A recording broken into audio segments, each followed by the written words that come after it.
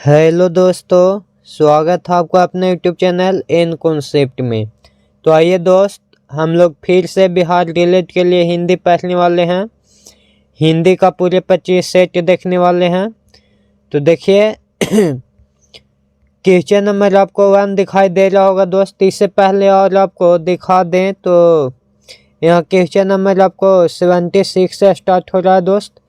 इससे पहले आपको मैथ और इंग्लिश और साइंस का क्वेश्चन है, तो अभी सिर्फ हम लोग हिंदी के कर रहे हैं। तो देखिए पहला क्वेश्चन के आंसर बताइए कि क्या होगा। तो पहला क्वेश्चन है कि घाट घाट का पानी पिए, लोकतियाँ का अर्थ होगा।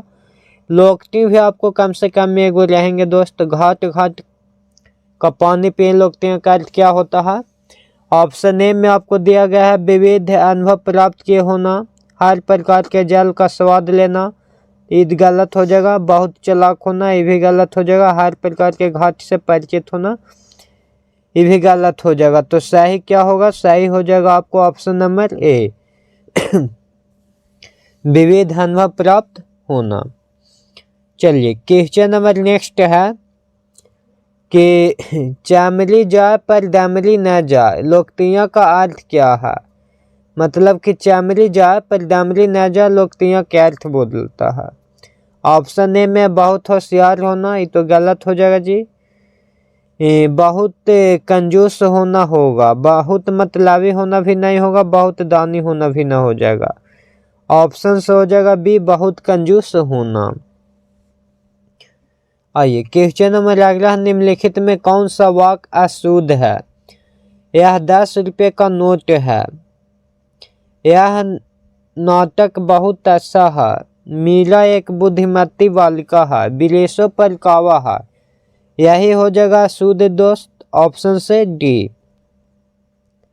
देवता का पर्यायवाची है, देवता के पर्यायवाची आपको बताना है। तो देवता के पर्यायवाची क्या हो जाता है, ऑप्शन से हो जाएंगे बी सूर्य।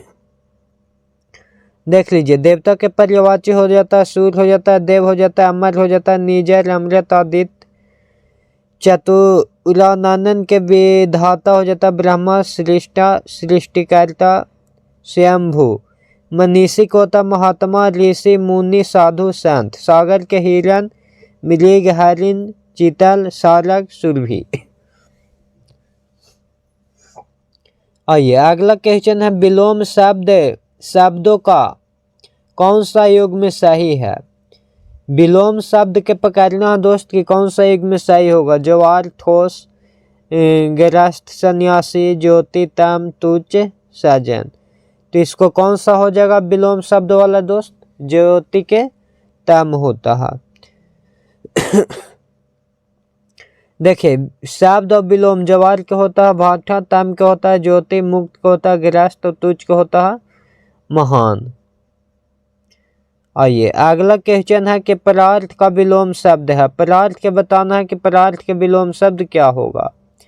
ऑप्शन ए में स्वार्थ, बी में परसार्थ, सी में व्यर्थ, डी में निस्वार्थ। तो ऑप्शन से होना चाहिए ए स्वार्थ हो जाएगा। देख लीजिए परार्थ के होता है स्वार्थ, स्वार्थ के निस्वार्थ, और अर्थ व्यर्थ के व्यर्थ हो जाता है, और पुरुषार्थ को होता है अनुधम्मी। दोस्त अगर आप ये सारे के PDF लेना चाहते हैं तो प्ले स्टोर से डाउनलोड कर लीजिए एन कॉन्सेप्ट क्लासेज, वहाँ आपको निःशुल्क PDF मिलेगा। और ये अगला क्वेश्चन नंबर है कि कौन सा पर्यायवाची शब्द युग में शुद्ध है। कौन सा शुद्ध है, कौन सा पर्यायवाची शब्द युग में शुद्ध है बताइए। तो शुद्ध में कौन हो जाएगा व्याघ्र हो जाएगा। शुद्ध में क्या हो जाएगा दोस्त, व्याघ्र से के व्याघ्र हो जाएगा। देखिए पर्यायवाची शब्द और आप याद रखिए, जैसे नृप का होता है राजा, भूपाल, नृप, नरेश, महीप, भूपति, नरपति। सिंह के हो जाता है व्याघ्र, केसरी, बर्नाली, मृगेंद्र, केसी, नाहर, शेर। सोना के स्वर्ण, कंचन, कनक, स्वर्ण, हाटक, हिरण्य। इसी प्रकार नारी के हो जाता है स्त्री, वनिता, महिला, रमणी, कमनी, कांता। तो चलिए इसको आप जान गए होंगे दोस्त, इसमें कोई दिक्कत नहीं होनी चाहिए। कौन सा पर्यायवाची शब्द युग में शुद्ध है, तो सी के व्याघ्र हो जाएगा।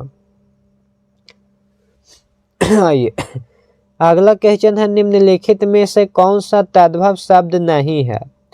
तद्भव शब्द कौन सा नहीं है, तो बताइए तद्भव शब्द कौन नहीं है दोस्त। तद्भव शब्द कीमत, कीमत है जो तद्भव शब्द नहीं है। आइए अगला है, पुष्प का तद्भव रूप क्या होगा। पुष्प का तद्भव रूप क्या होगा दोस्त।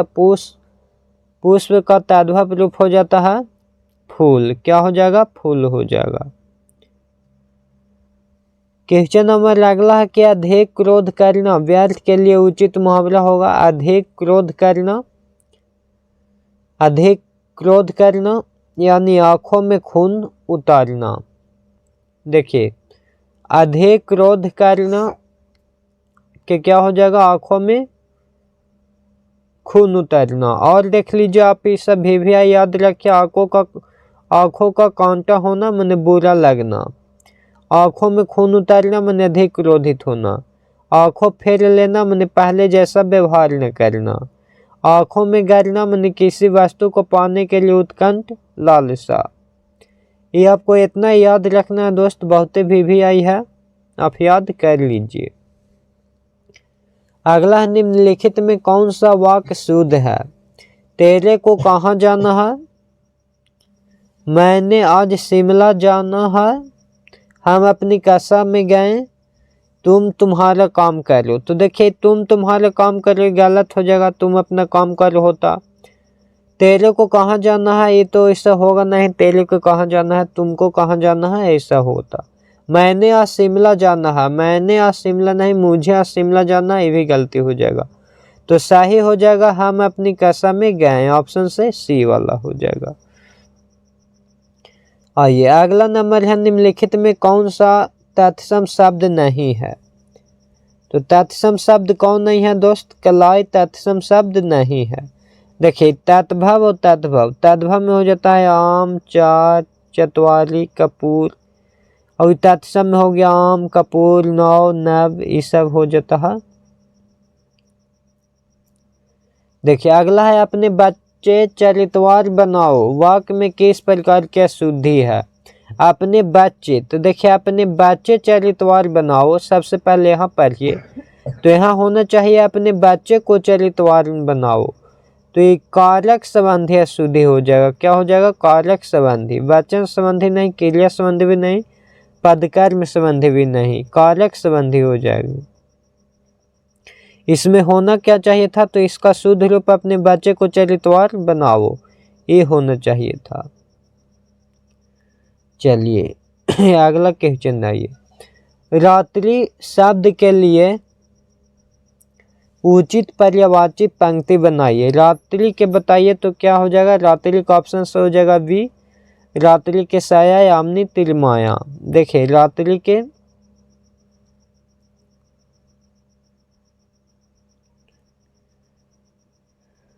आइए रात्रि शब्द के लिए उचित पर्यायवाची पंक्ति हो गया। अगला है, निम्नलिखित प्रश्न में दिए गए वाक्य के लिए एक शब्द चुनिए जिसका आदर न किया गया हो। अब जिसका आदर न किया गया हो उसको बताइए कि क्या बोला जाता है।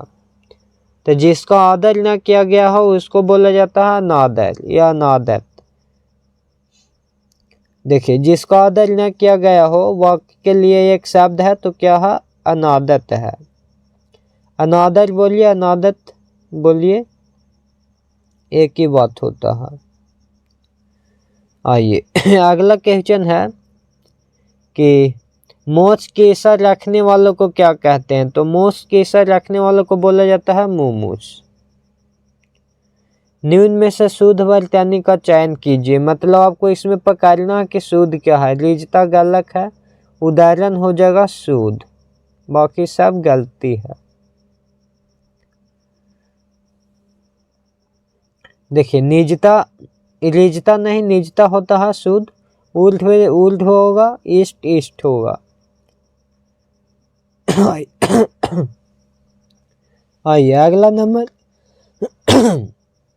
अगला नंबर क्वेश्चन है, निम्नलिखित में कौन सा शब्द पुल्लिंग है।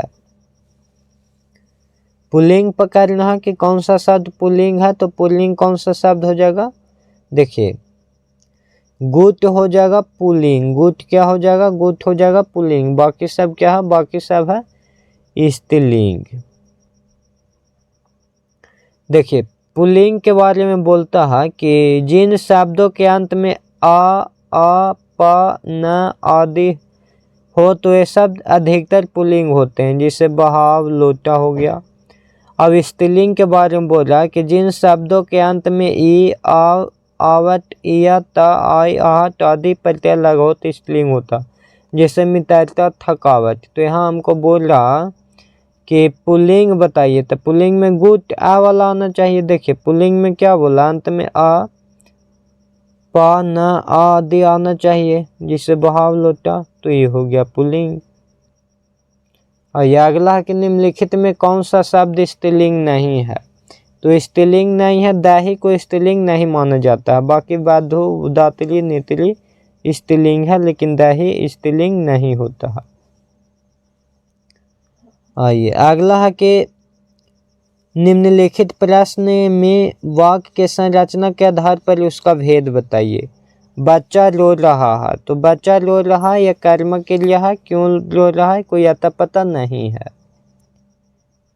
निम्नलिखित में कौन सा शब्द अनिश्चयवाचक सर्वनाम नहीं है, अनिश्चयवाचक सर्वनाम नहीं है। कुछ तई तो है, ये तो है, नहीं है उसको हमको पकड़ना है। किसी भी अनिश्चय है, कोई भी अनिश्चय है, लेकिन किसका, तो किसका में अनिश्चय नहीं हो जाएगा। बहुवचन का कौन सा विकल्प अनुचित है, बहुवचन में कौन सा हो जाएगा, तो इसका हो जाएगा रिक्तियाँ। क्या हो जाएगा दोस्त, रिक्तियाँ हो जाएगा, ऑप्शन से ए हो जाएगा। आइए अगला है, उल्टी बांस बरेली को मुहावरे का उपयुक्त अर्थ है। उल्टी बांस बरेली को यानी विपरीत कार्य करना। उज्ज्वल का विलोम शब्द आपको बताना है कि उज्ज्वल का विलोम शब्द क्या होगा, तो उज्ज्वल के विलोम शब्द क्या हो जाएगा दोस्त, धूमिल हो जाएगा। निम्नलिखित प्रश्न में दिए गए शब्द के विलोम चार विकल्प पर शब्द है, उचित विकल्प का चयन कीजिए। सबल के क्या होगा, तो सबल के क्या हो जाएगा, तो सबल के हो जाएगा निर्बल। आशा करता हूँ यहाँ तक आपको समझ में आया होगा दोस्त। आओ देख लीजिए, सबल का निर्बल हो गया, असम का विलोम ससम होगा, बौद्ध का विलोम सूखा, और बाह का विलोम अभ्यंतर, और बहिष्कार के स्वीकार, और लौकिक के देव अलौकिक हो जाएगा। चलिए आशा करता हूँ यहाँ तक आपको समझ में आया होगा। आगे देखिए अब इंग्लिश का क्वेश्चन आ रहा। अगर यहाँ तक समझ में आया होगा, वीडियो बढ़िया लगा होगा दोस्त, तो लाइक करिए, शेयर करिए और सब्सक्राइब जरूर कीजिएगा। जय हिंद दोस्त।